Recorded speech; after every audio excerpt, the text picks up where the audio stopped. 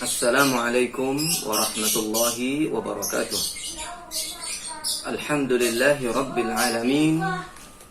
Alhamdulillahilladzi arsala rasulahu bil huda wad dinil haqq liyudhhirahu 'alad dini kullihi wa kafa billahi shahida.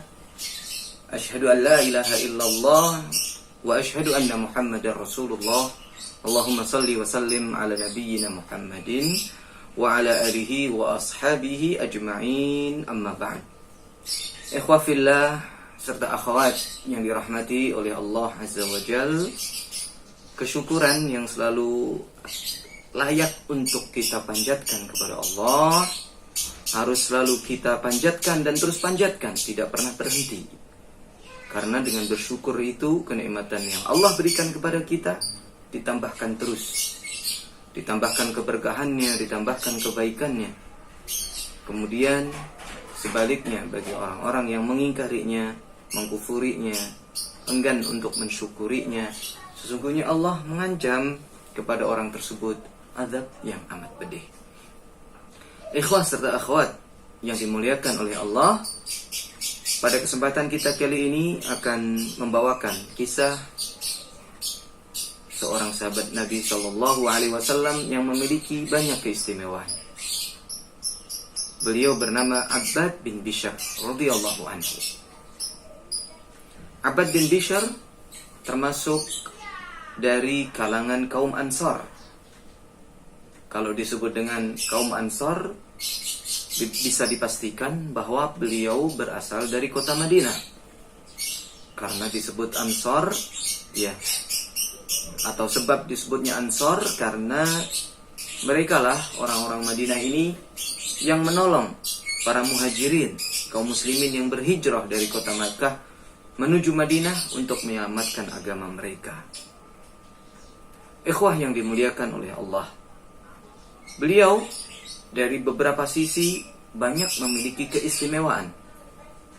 Kalau kita melihat di sana orang-orang ahli ibadah, maka kita pun akan mendapati beliau termasuk di dalam golongan orang-orang yang ahli ibadah ini. Beliau memperbanyak baca Al-Quran. Bahkan beliau bisa dikategorikan sebagai ruhbanul lail, yang menghidupkan malam dengan membaca Al-Quran, dengan sholat dan ibadah-ibadah yang lainnya. Kalau kita melihat di sana, ya, banyak para pemimpin, penguasa yang adil dan amanah, maka kita pun mendapati Abbad bin Bishr ini ada di kalangan mereka. Beliau adalah seorang gubernur yang amat amanah, khususnya di dalam bagaimana beliau mengurusi urusan harta kaum muslimin, serta urusan-urusan lain yang terkait dengan kekuasaan yang sudah diamanahkan kepada beliau. Dan di sisi yang lain, apabila kita melihat di sana banyak pahlawan-pahlawan yang pemberani dalam membela Islam dan kaum muslimin, maka Abbad bin Bishr pun kita dapati di antara mereka.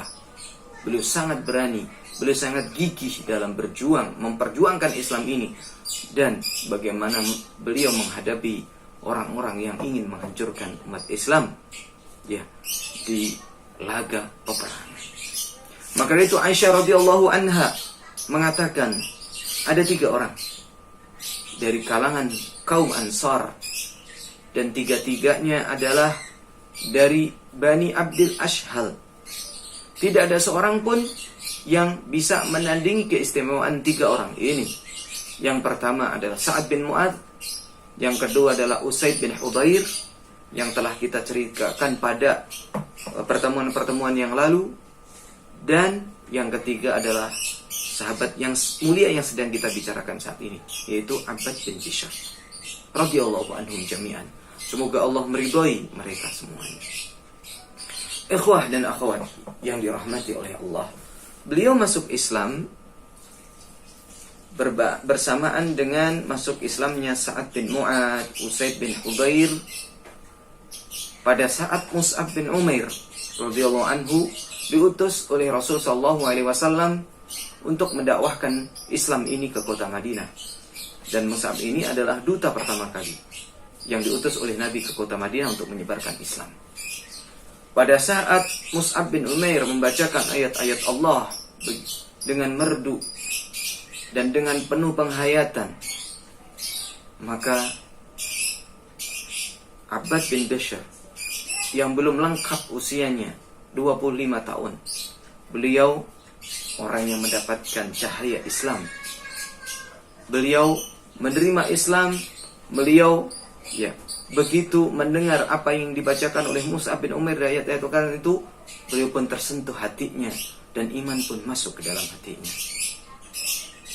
Maka dia pun termasuk orang-orang yang sangat mencintai Al-Quran.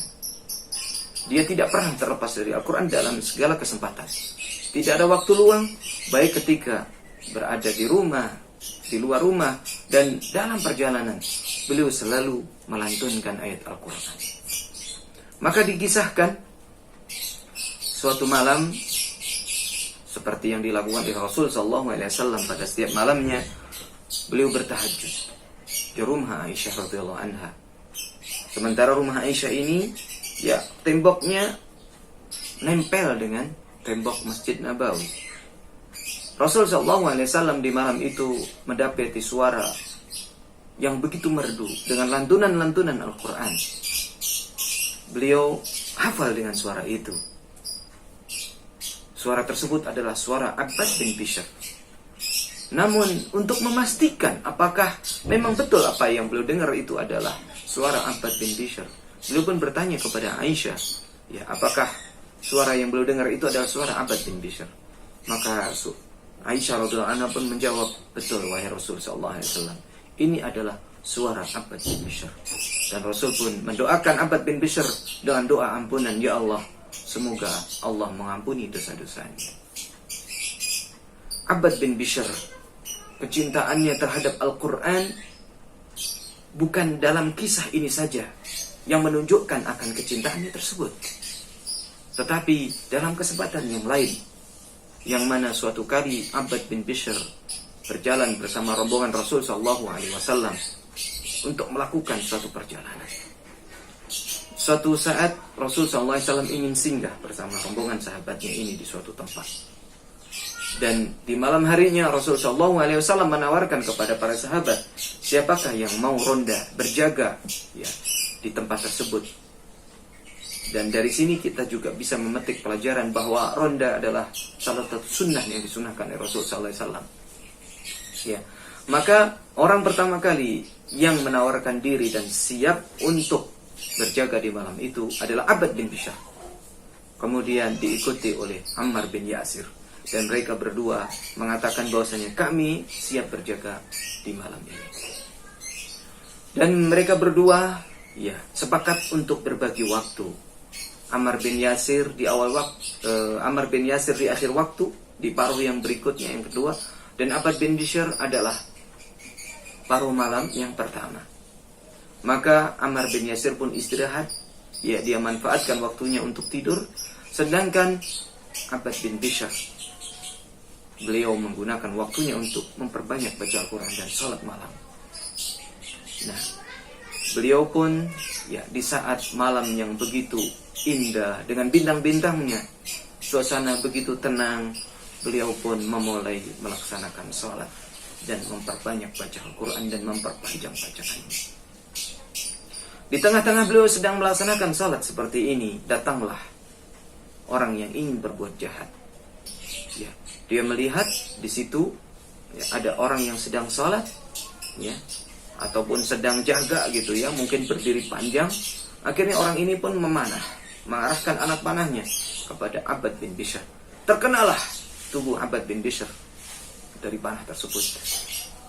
Abbad bin Bishr ternyata kecintaannya Al-Quran lebih besar daripada ancaman jiwanya. Dia pun begitu asik menghayati dan menikmati bacaan Al-Qurannya. Dia pun melepas anak panah itu dan melanjutkan Al-Qurannya, dan dia biarkan darah keluar dari lukanya. Namun orang yang ingin melukai Abbad bin Bishr ini pun melemparkan anak panah berikutnya yang kedua dan mengenalah tubuhnya ya tubuh Abbad bin Bishr. Dan kedua kalinya ini pun melakukan yang sama, dia lepas dan dia biarkan lukanya dan dia tidak ingin memutus bacaannya. Terulanglah ketiga kali. Nah, dia pun melepas lukanya. Namun setelah ketiga kali ini, beliau pun terpaksa harus memutus bacaan ayat Al-Qur'annya. Dan dia pun membangunkan Ammar bin Yasir. Ammar pun terbangun dan orang yang ingin berbuat jahat tadi melihat ada dua orang yang ronda, ya, yang berjaga, ya. Akhirnya dia pun lari. Dan Ammar pun kaget melihat keadaan Abbad bin Bishr ini. Ada 3 luka dan ada darah yang mengucur dari luka-lukanya, sehingga dia pun bertanya kepada kepada Abbad bin Yasir, mengapa Anda tidak menyampaikan kepada saya dari awal waktu bahwasanya Anda terluka? Apa jawabnya Abbad bin Bishr? Beliau mengatakan, aku tidak ingin, ya, memutus kenikmatanku di dalam membaca Al-Quran. Seandainya aku tidak, ya, khawatir akan nyawa Rasul sallallahu alaihi wasallam terancam, maka aku teruskan bacaan ayat Al-Qur'anku walaupun nyawaku harus menghilang. Masya Allah. Ikhwah fillah yang dirahmati oleh Allah, ya, bagaimana, ya, Abbad bin Bishr lebih mencintai Al-Quran daripada ancaman nyawanya, daripada beliau, ya, kehilangan nyawanya, ataupun daripada beliau memutuskan Al-Qurannya, beliau lebih, ya, lebih suka untuk kehilangan nyawa. Masya Allah. Ini adalah sahabat yang mulia, kecintaannya Al-Quran mengalahkan kecintaannya pada dirinya sendiri. Abbad bin Bishr radhiyallahu anhu. Ikhwah fillah yang dirahmati oleh Allah. Dalam kisah yang lain yang menunjukkan bagaimana keberanian Abbad bin Bishr di dalam membela agama Allah ini, yang mana beliau, ya, di medan laga, di medan peperangan, yang akhirnya beliau mati syahid di saat kekhilafahan Abu Bakar radhiyallahu anhu. Beliau ikut berperang melawan Musailamah al-Kadzdzab, seorang pendusta yang mengaku sebagai nabi. Beliau meninggal, ya, dengan gigih, ya. Sebelumnya beliau berperang dengan gigih, berjuang tanpa kenal lelah, maju terus menerobos musuh, yang akhirnya mati syahid. Yang mana sebelumnya beliau mimpi, ya, langit itu terbelah, ya. Kemudian beliau tertarik untuk bisa masuk ke langit itu dan langit itu menutup kembali. Dan beliau pun penasaran, beliau tanyakan kepada sahabat Nabi SAW yang lain, yaitu Abu Sa'id Al-Khudri radhiyallahu anhu.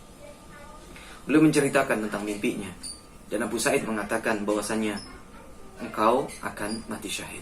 Dan terbuktilah apa yang dikatakan oleh Abu Sa'id Al-Khudri ini, sampai ketika beliau sudah berjuang turun di medan laga tanpa ada ragu-ragu, memusuhi atau melawan musuhnya, ya, melawan musuh kaum muslimin dari kalangan Musailamah al-Kadzdzab, ya, yang mengaku sebagai nabi palsu ini, ya, beliau pun, ya, meninggal dunia dengan mendapatkan pahala kesyahidan.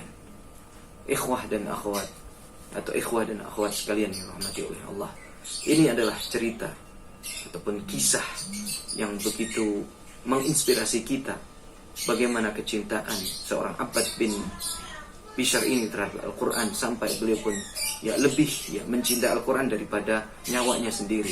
Dia tidak takut, ya, nyawanya hilang gitu. Beliau tidak takut mati, ya, tetapi beliau lebih sayang terhadap Al-Quran.